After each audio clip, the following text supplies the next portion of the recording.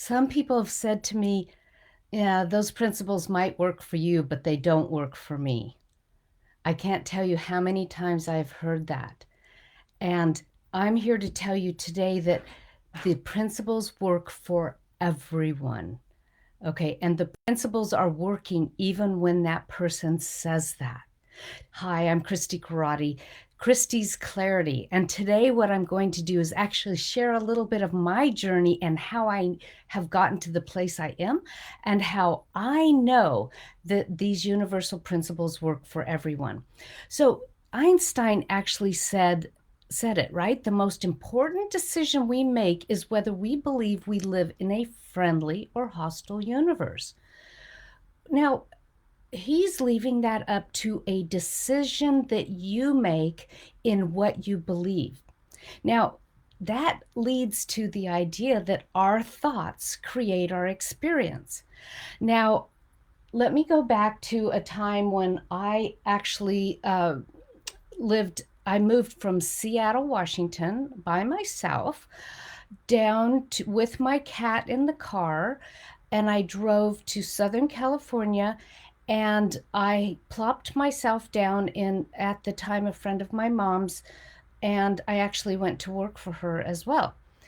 And it was me and my cat. We were alone in my car. uh, and I was a victim. It's truly what was going on with me. And of course, when you're a victim, you look for everything to blame. Now, that blame isn't just about outside of you, it's also blaming yourself and blaming the universe and blame, right?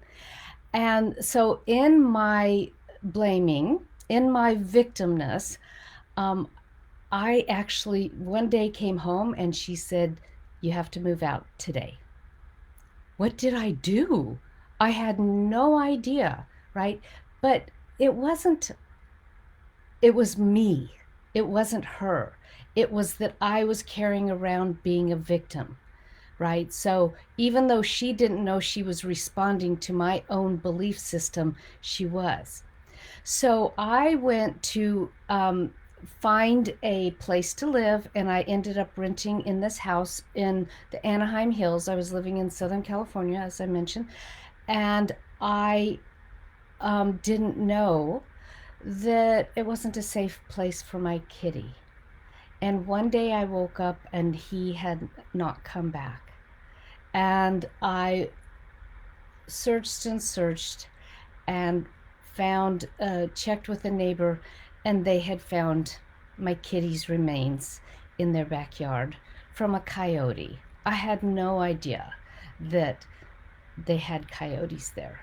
And uh, that was like a breaking point, right? Everything in my life was disappearing.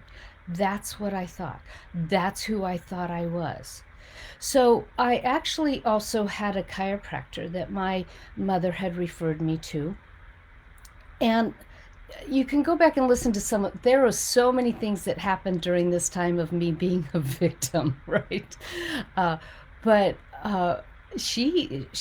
I would go into her. I had an accident that was a victim oriented, blaming other people. I was even being blamed. It was blame everywhere, right? And so, how did I? So I went to the chiropractor, and she said, I can't help you unless you help yourself. And she sent me to go see who became my teacher and mentor, Dr. Peggy Bassett in Southern California. And I started to let go of being the victim, and I started listening to the principles. And I even, one of my favorite stories was, so I actually got gifted taking her class if I would come early and set up chairs and stay late and unstack chairs. And so this was a gift, right? And the night before the class, I sat and I sobbed because I knew they were going to stick me with that big, expensive $25 textbook that was for the class, right? That's where I was at. But I finally drug myself to the door. I got there, and a woman that I'd been working with she didn't know I had this belief. She handed me the textbook and said, someone has gifted you with this. The universe was conspiring for my good, even though I had a very difficult time letting that in.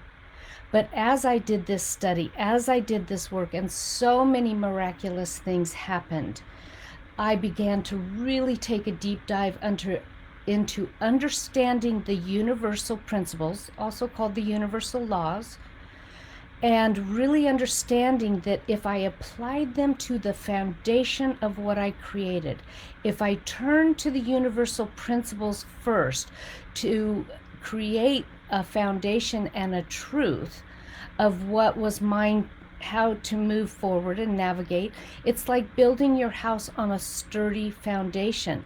And then I could build the walls and build the roof and create a lovely life that I have right now. Now, believe me, I have had my share of things that were not pleasant happen to me. But in all of that, I am so grateful for all of the teaching and support I got to continue to stay on track with understanding the universal principles.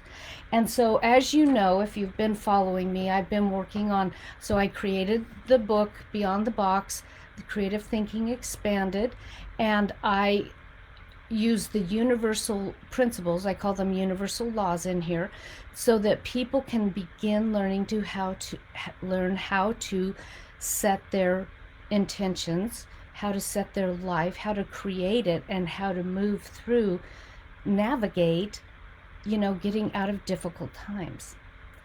And so if you are in the midst of a deep challenge, if life just doesn't feel right and you can't seem to see your way out, there are a lot of tools that I've been sharing from this book since I think we started in February, going through the book chapter by chapter. And you can look at this book. You can find the book at beyondtheboxbook.com to order from me, and I like to sign them to people. Or you can go to Amazon, and you can go to Christi Karate and Beyond the Box, and you can purchase it there. And I want to tell you the system as we're in the middle. So this is a 5th Friday, and so instead of going through a component of the chapter today, I wanted to give you, just like a reset of how this book works and how it can help your life. So I'm an artist. I am creativity and making art and being an artist has been a major part of my whole life. And so when I began to explain the universal principles, I used the universal art principles and elements to explain the life principles so that people could see it and understand it in a little different way. But at the same time, since I've been doing this work, I have created a system that's design, critique, and create. And those are the 3 sections of this book. How do you design the life you would love? How do you critique what's in the way? And then how do you create it and bring it into the world? Now, one of my favorite quotes, I always get mixed up, I'm pretty sure it's Thoreau, says, "Stand guard at the portal of your mind." And this is the only way people show up to me and say, oh, the universal laws don't work for me, is because their thinking is going to the conditions and circumstances and then trying to fix things at that level. Okay, and Einstein also said you cannot fix things at the level they were created, right? We need to up our understanding and level at our understanding of the universal laws and upping our level of the understanding of this. There's diagrams in the book how this works, right? And I'm going through it. You can go to my YouTube page. You can go back through your threads, my threads in my Mastering the Art of Life page here, and you can see how you navigate it. First, you must design what you would love.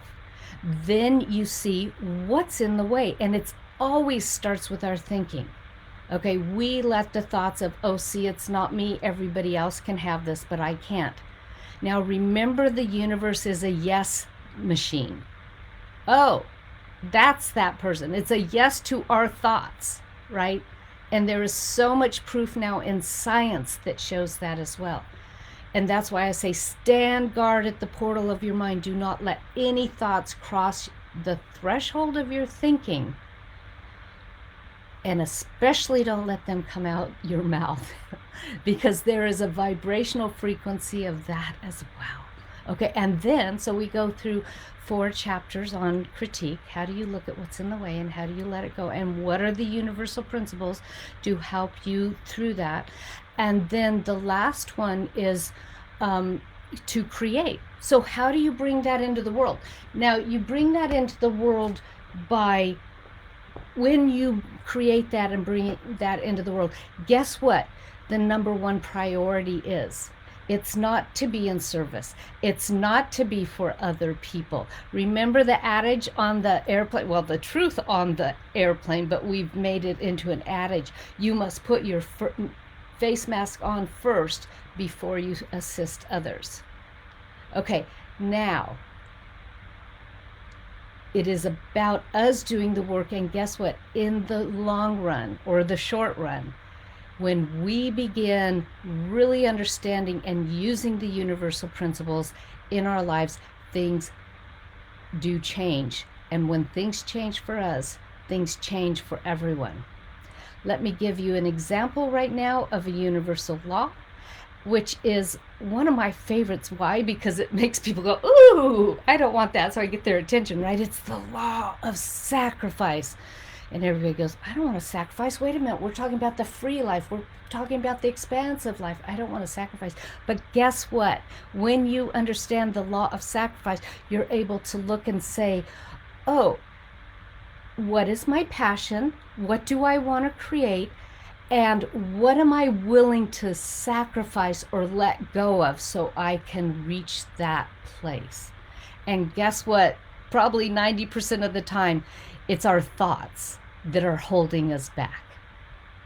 So we will continue next month on, I believe we're on, let me just look at my book here. Yeah, we're going to start chapter 5, which is starting the work on critique. So hang in there with me.